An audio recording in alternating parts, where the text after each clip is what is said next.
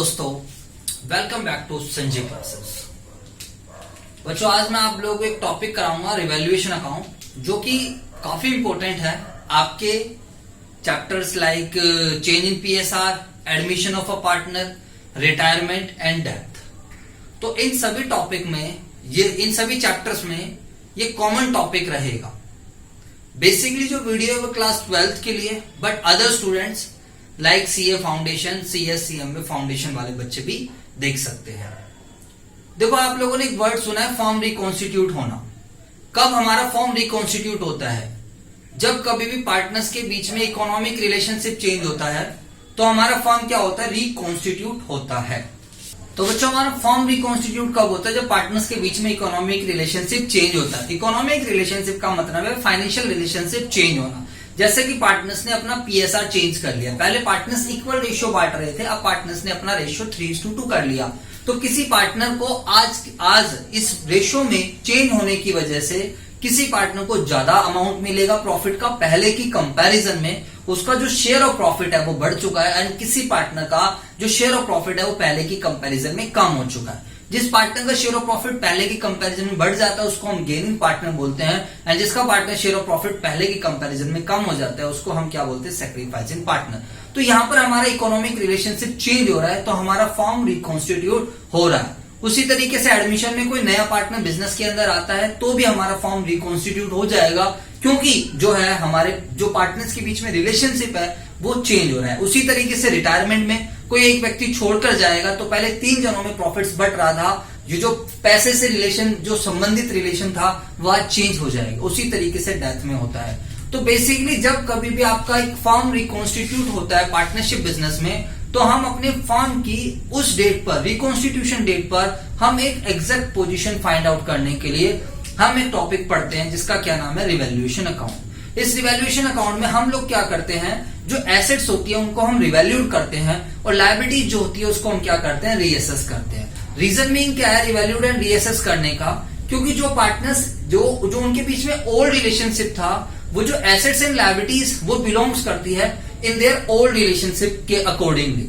For example, मैं और Sandeep sir partners थे। फॉर एग्जाम्पल, अब हम लोग 2008 से लेकर 2020 तक जब हम लोगों ने पार्टनरशिप करी तो उसके अकॉर्डिंगली जो हमारा पीएसआर था बच्चों, वो हमारा पीएसआर था इक्वली। इक्वली का क्या मतलब होता है बच्चों बताओ?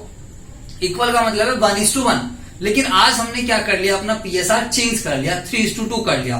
तो यहां आप सिंपल सी बात सोचो, मान लो कोई मशीनरी खरीदी गई, कोई बिल्डिंग खरीदी गई, या कोई रिजर्व बनाएगा, कुछ भी चीज है, कोई क्रेडिटर्स आया, उसमें जो राइट्स आ रहा था मेरा और संदीप सर का वो इक्वली आ रहा था। लेकिन आज के बाद जो भी एसेट्स में या लायबिलिटीज में राइट्स आएगा या पेमेंट का राइट्स आएगा वो 3:2 के अकॉर्डिंगली जाने वाला है। समझ आ रहा है नहीं आ रहा? देखो, प्रैक्टिकली ऐसा ही होता है, जिसके अकॉर्डिंगली जो उनका पीएसआर है उसी के अकॉर्डिंगली जनरली कॉन्ट्रीब्यूशन चलती है। अगर मैं लॉजिकली समझाऊं तो जब आज पार्टनर्स के बीच का इकोनॉमिक रिलेशनशिप चेंज हो रहा है तो पार्टनर्स चाहेंगे कि आज जिस डेट पर उनका रिश्ता चेंज हो रहा है वो चाहेंगे कि उस डेट पर वो अपने बिजनेस की करेक्ट पोजीशन को एक्सेस कर सके। यानी कि वो जानना चाहते हैं कि आज हमारे फर्म की रियल एसेट्स क्या हैं, हमारे फर्म की रियल लायबिलिटीज क्या हैं, सो दैट हमें अपना प्रॉफिट्स और लॉस पता चल सके। ठीक है बच्चों, इसी के लिए हम लोग क्या करते हैं? रिवैल्यूएशन अकाउंट बनाते हैं। रिवैल्यूएशन अकाउंट एक नॉमिनल नेचर का अकाउंट है जिसमें जो रिकॉन्स्टिट्यूशन के टाइम जो हमें प्रॉफिट्स हो रहे हैं, जैसे हमारी एसेट्स की वैल्यू बढ़ रही है, लायबिलिटीज की वैल्यू कम हो रही है, कोई अनरिकॉर्डेड एसेट्स है उनको दिखाया जाता है, लॉसेस दिखाए जाते हैं, लाइक एसेट्स की वैल्यू कम हो रही है, लायबिलिटीज की वैल्यू बढ़ रही है, या फिर क्या बोलते हैं कोई अनरिकॉर्डेड लायबिलिटी है। समझ आ रहा है बच्चों? तो मतलब एक तरफ हम फायदे दिखाते हैं एंड एक तरफ हम क्या दिखाते हैं? घाटे दिखाते हैं, सो दैट हम अपना नेट बेनिफिट्स निकाल सके।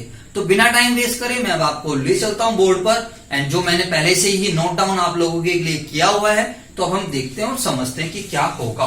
सही बच्चे, ध्यान से समझेंगे। रिवैल्यूएशन अकाउंट एक नॉमिनल नेचर अकाउंट है। Yes sir, clear. Records profits and losses on reconstitution of firm. तो रिकॉन्स्टिट्यूशन में जब कभी भी इकोनॉमिक रिलेशनशिप चेंज होगा तो हमारा फर्म क्या होगा?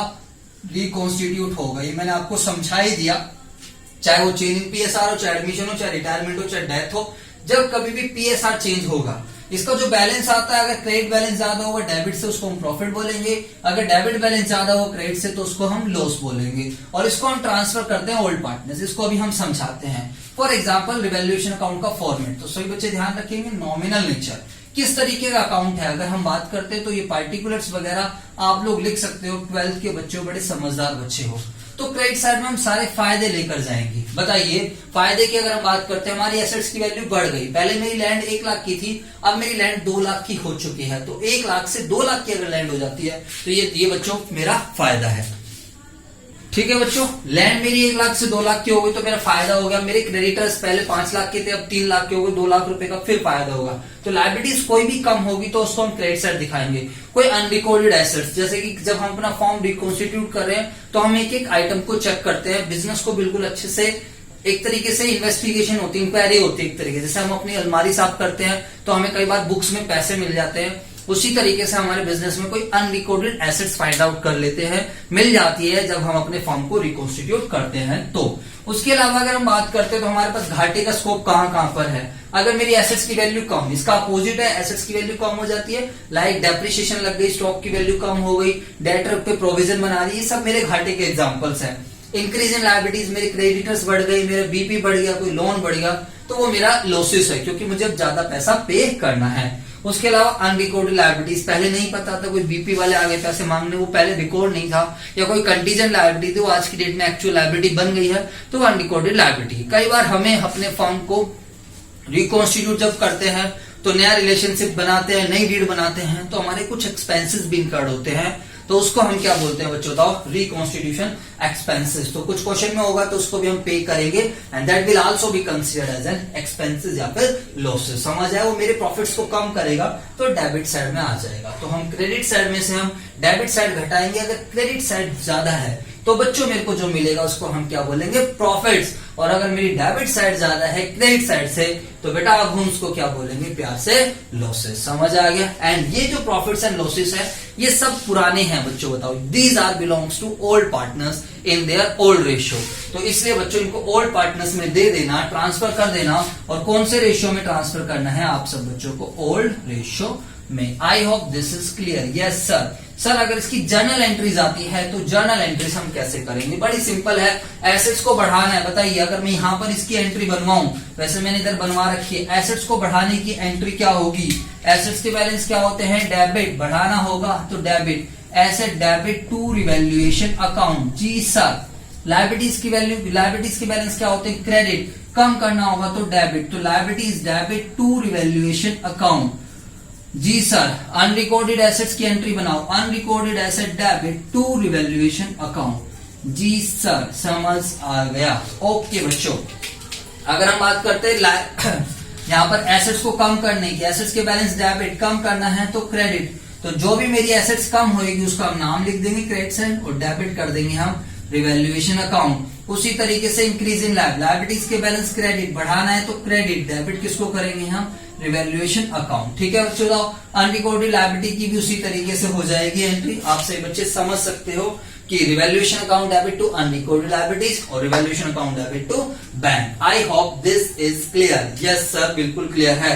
सर अगर रिवैल्यूएशन का प्रॉफिट आया तो प्रॉफिट को बांटने की क्या एंट्री होगी, प्रॉफिट इस तरफ आएगा तो क्रेडिट साइड ज्यादा होगी डेबिट साइड से, तो प्रॉफिट को बांटने की एंट्री होगी revaluation account debit to old partners capital account. Revaluation account debit to old partners capital account, कौन से रेशियो में, ओल्ड रेशियो में। और अगर लॉस आएगा तो लॉस की क्या एंट्री होगी, बताओ सभी बच्चे, old partners capital account debit to revaluation account, क्योंकि लॉस मिलने से पार्टनर्स की कैपिटल क्या हो जाएगी, कम हो जाएगी। समझ आ गया। और अगर पार्टनर्स की कैपिटल फिक्स है तो बच्चों ये कहां जाएगा, फिर ये फिक्स कैपिटल है तो बच्चों फिर आपका ये जाएगा पार्टनर्स करंट अकाउंट में। ठीक है, तो this was the concept of revaluation account. मैंने काफी कम टाइम में आप लोगों को करा दिया है। अगर आपको फिर भी डिटेल वीडियो चाहिए तो मेरी डिटेल वीडियो भी अवेलेबल होगी।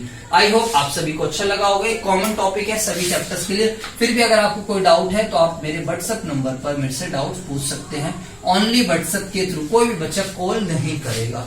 एंड हमारी ऑनलाइन लाइव क्लासेस भी चलती है। अगर आप online face to face live classes लेना चाहो तो भी बच्चों आप लोग हमारे साथ जुड़ सकते हो। बाकी डिस्क्रिप्शन में आपको सभी सोशल मीडिया का लिंक मिल जाएगा, आप प्लीज वहां पर हमें फॉलो कीजिए, जैसे कि Facebook, WhatsApp, Instagram, Telegram, Twitter. आपको हर जगह हमारी अपडेट्स मिल जाएगी कोई सी भी वीडियो जो आने वाली होगी।